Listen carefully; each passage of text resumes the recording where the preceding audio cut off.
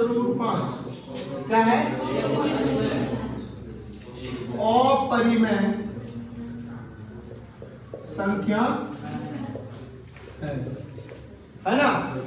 अब यहां पे हो सकता है 3 + √5 की जगह कुछ और दे दे, तो इसको बनाना कैसे? टाइम दे, है ना, हल करना है। सबसे पहले हमको मानना क्या है? 3 + √5 क्या है? परिमेय। अपरिमेय नहीं मानना, क्या मानना है? लिखना है माना कि 3 + √5 एक परिमेय संख्या है। बोलो होगा कि? हम ये क्या कर रहे हैं? मान रहे हैं, लेट कर, है ना। अब जैसे तुम मानोगे तो तुम्हारा क्या बनेगा? 3 + √5 बराबर क्या होगा? P/Q क्यों होगा? ये तुम्हारा न्यूमरेटर डिनोमिनेटर यानी क्या? अंश और परिमेय संख्या ऐसे लिखा था। अब इसमें क्या करना है? यहाँ पे देखो इधर ये 3 जो है तुम्हारा, अगर अलग अलग पद में तोड़ोगे 3 तुम्हारा परिमेय है, लेकिन √5 क्या? तो अपरिमेय के इधर रख देते हैं और ये 3 को उधर भेजते हैं। P/Q। अब प्लस इधर जाएगा तो क्या होगा? माइनस होगा ना। अब यहाँ अगर एलसीएम में इसके नीचे पूछना है तो क्या? 1। तो √5 = P, इस दोनों का एलसीएम क्या होगा? Q माइनस क्या होगा? 3Q होगा ना। एलसीएम लेंगे तो यहाँ 1 1 है, यहाँ 3Q हो गया। अब इतना सा ही सवाल बनाना है, क्योंकि ये क्या है? 2 नंबर। अब यहाँ पे मेन काम क्या है? लिखना। क्या लिखना है? देखो √5 एक अपरिमेय संख्या है ना। √5 क्या है? अपरिमेय संख्या है, ठीक है। और ये जो है P - 3Q और बटे Q, ये क्या है? परिमेय संख्या क्या है? तो देखो तुम्हारा √5 अपरिमेय है और P - 3Q बटे Q क्या? तो क्या दोनों बराबर कभी होगा? बोलो, दोनों बराबर होगा? तो ये क्या हो रहा? विरोधाभास हो रहा है ना। अगर ये विरोधाभास हो रहा है तो हमारा मानना क्या है? गलत। तो यहाँ पे क्या लिखना है? यह क्या लिखेंगे? यह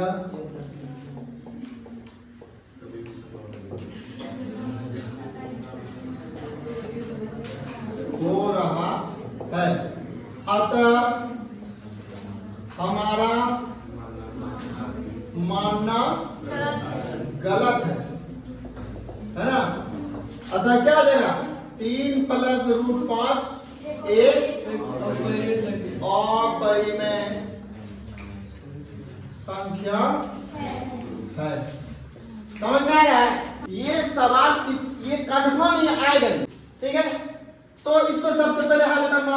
तुम्हारा बहुपद दिया हुआ है, द्विघात बहुपद x² - 2x - 8 के शून्य ज्ञात है। तो x² - 2x - 8 है ना, इज इक्वल टू क्या? 0 है ना। अब इस दोनों का क्या करना है? 4 दूना 8 और 2 दूना 4, यही वाले से स्क्वायर है, द्विघात बहुपद है, उसका शून्य क्या होता? 2 अल्फा और बीटा। ऐसा अल्फा बीटा मानना है कि जोड़ने पे मेरा 2x पूरे और गुना करने पे कितना बढ़े? 8x। इसका एकदम इजी ट्रिक क्या है? सरल विधि। इसका एलसीएम ले लेंगे। एलसीएम लेने पे यहाँ पे आ कितना रहा? गुणनखंड मेरा फैक्टर क्या आ रहा? 3। इसको 2 को बना देंगे, 2 को गुना करिए, 2 दूना 4, 4 गुना कितना हो गया? अब यहीं पे बन गया। देखो 4 में अगर 2 घटाएंगे तो 2 अपने। सबसे पहले क्या करना है? एलसीएम लेना है।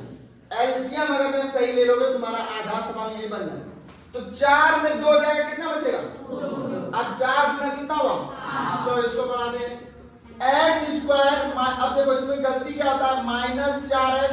सबको लग रहा है यहाँ पे हम घटा रहे हैं, है ना। बता देते सही बनाने के बाद भी नंबर क्यों नहीं मिलता? मिस्टेक यही, सबको लग रहा बना रहे हैं सही। जैसे हम यहाँ पे देखें 4 में 2 गया, कितना बचा? ना। लेकिन ये गलत बन गया। क्यों गलत बन गया? क्योंकि यहाँ पे क्वेश्चन में ऑलरेडी माइनस है ना, तो माइनस माइनस क्या आ जाएगा, तो 4 2 कितना हो जाएगा, गलत बना कि? तो हमको इसको घटाने के लिए इस साइन को क्या करेंगे, तो माइनस प्लस, अब 4 में 2 गया, कितना बना, अब कॉमन लेना, ठीक है। तो हम फिर से बेस से बताते हैं, यहाँ पे एक्स स्क्वायर है, कितना एक्स है, 2x, और यहाँ पे कितना एक्स है, इस 4x नहीं है, एक ही x, 4 इंटू एक्स, तो एक x कॉमन आएगा कि नहीं, तो यहाँ से x कॉमन ले लेंगे, अगर जो एक x कॉमन लेंगे तो बचेगा क्या, x बचेगा ना, यहाँ से x आ गया, माइनस बीच में बचा कितना, हुआ। अब इस दोनों में आएंगे, यहाँ पे 2 है, 8 को भी हम कैसे लिखे, 4 दूना 8, तो यहाँ पे 2 है, यहाँ पे 2 है, तो कॉमन आया कि नहीं, बोलो कॉमन आया, समझ में आ रहा है। उसके बाद 2 कॉमन आ गया, यहाँ पे बचा x, अब x बीच में क्या है, माइनस, 2 कॉमन ले लिया 8 से, बचेगा कितना, 4, कितना बचा, 4, देखो एकदम डीप में बता रहे हैं, बना ना, बोलो बराबर क्या, 0।